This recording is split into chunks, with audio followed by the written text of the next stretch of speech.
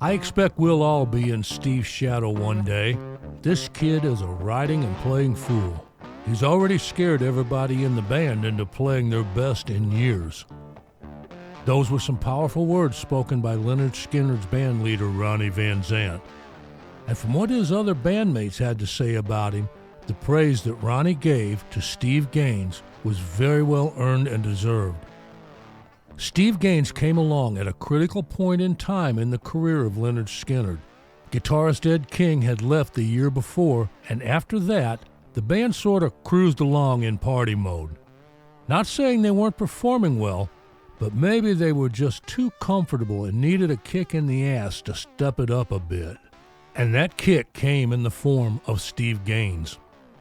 He was a very talented guitarist, vocalist, and songwriter that made the other 6 members sit up, take notice, and realize they needed to shift gears. He was only with the group about a year and a half. He appeared on 2 albums, but still left his mark in rock history, and had he lived through that awful plane crash, his name might be more well known today, and not just as a member of Lynyrd Skynyrd. So let's take a short look back on the life and career of Steve Gaines. Stephen Earl Gaines was born in Miami, Oklahoma, September 14, 1949. Miami is located 190 miles south of Kansas City, and Steve was to make that trip to Kansas City quite a few times in his life, but there are 2 times that actually stand out, and both were life-changing experiences for him. The first one was on September 17, 1964, a few days after his 15th birthday, and it was to see the Beatles perform at Municipal Stadium. Now, if this concert was a turning point musically in Steve's life, which many, including Steve, said it was, then here's some information on this Beatles concert that wasn't supposed to happen. Maybe it was fate, especially for Steve. September 17, 1964 was a scheduled day off for the Beatles, and they took those days very seriously on this first American tour. But Charlie O'Finley, owner of the Oakland A's baseball team, who at that time was still located in Kansas City, decided he wanted to do something for his fan base. He wanted the Beatles to perform there. Beatles manager Brian Epstein turned down his $60,000 offer. Charlie went up to $100,000, and again Brian said they just couldn't do it. They needed that night off. When Charlie went up to $150,000, at that time the highest sum ever paid for a single performance, Brian wasn't a fool. He talked it over with the group and they agreed and accepted Finley's offer. Believe it or not, this was the only Beatles show on that first American tour that didn't sell out. It also had some of the highest ticket prices, at a range of $2 up to $8.50. Even at that, Finley lost his ass on the show, which only drew 20,000 in a stadium that seated 35,000. But on the way home from that show, 15-year-old Steve Gaines was said to have pestered his dad the whole trip back to Oklahoma for a guitar. Also along on that trip and listening to him go on and on about the guitar was his sister Cassie. She too was influenced by the concert and was to become one of the most important figures in her brother's life growing up. Soon after the Beatles concert, and with his new guitar in hand, he formed his first band in high school, the Ravens, and many other bands after that, the Pink Peach Mob, Rio Smokehouse, Detroit, and Crawdad, and Man Alive, on which he would be joined by his sister Cassie, who had a great singing voice.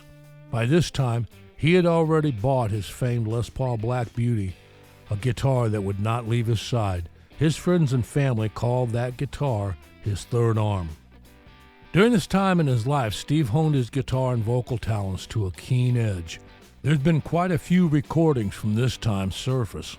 If you're interested in hearing some of them, a quick YouTube search or Spotify will get you there. Listen to some of them, and you can hear the beginning of his guitar style come to life.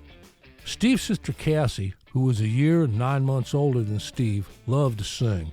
Her and Steve were both very talented vocalists, but Cassie would move on after being asked to become a backup singer for Lynyrd Skynyrd. This was late in 1975. Once in, and knowing the band was looking for a guitarist to take the place of Ed King, who had quit back in May of 1975, she was dropping hints that her younger brother Steve would be a great fit for that spot. Now here again is where a twist of fate played a part in Steve Gaines' life.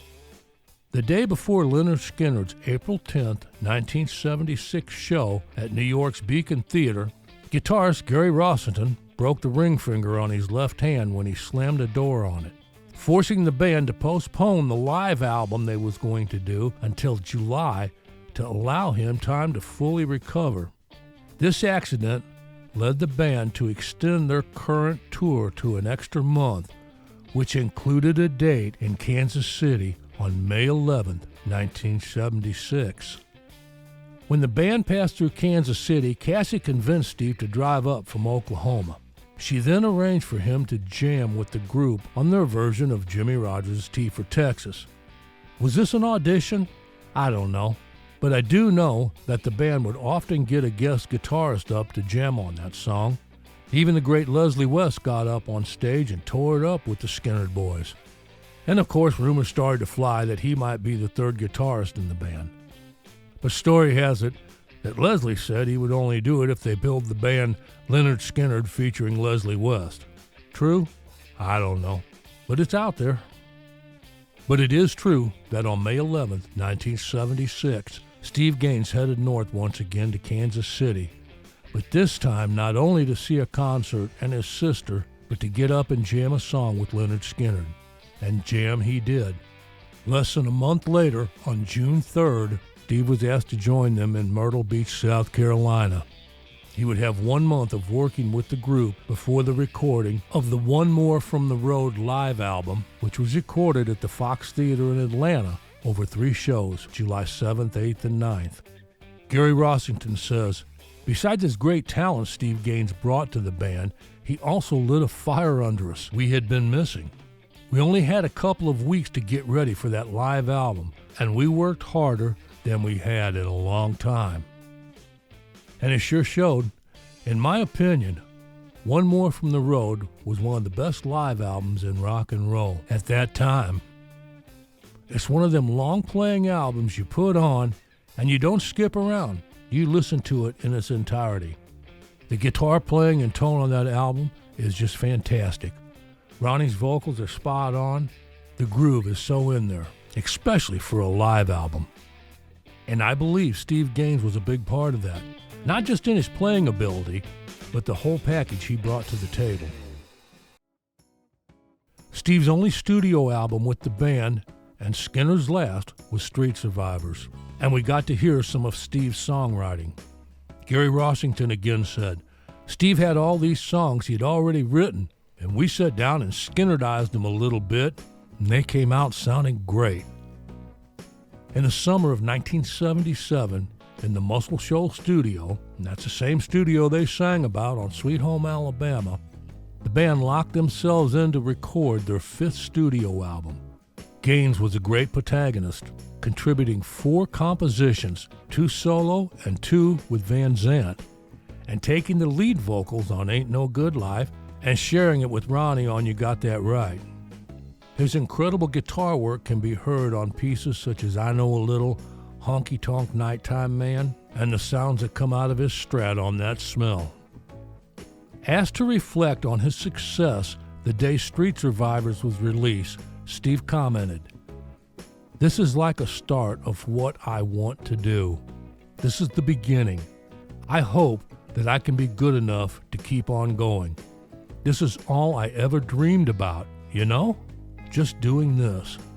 3 days later, Steve and his sister Cassie would board the Convair CV-240 in Greenville, South Carolina, heading to Baton Rouge, Louisiana, ending that dream. Had that plane made it to Baton Rouge, I believe that Lynyrd Skynyrd was headed for bigger and better things to come.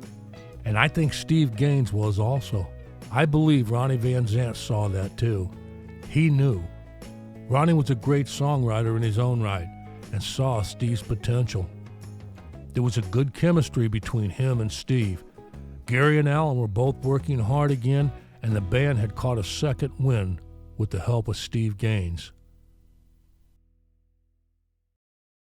Steve, along with his sister Cassie, were both killed in the plane crash, along with Ronnie Van Zant and 3 others. Steve had a bright future in front of him. Even if Lynyrd Skynyrd had folded, I think Steve had the talent to go on and really make a name for himself as a guitarist, singer, and songwriter.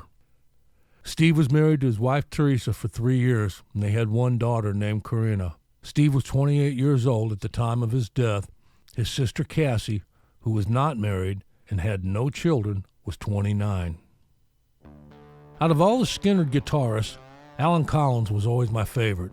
I'm not saying he was the best. He was just the one I chose to like the most. Gary Rossington and Ed King were great players too. But in my opinion, Steve Gaines was the most talented out of all of them.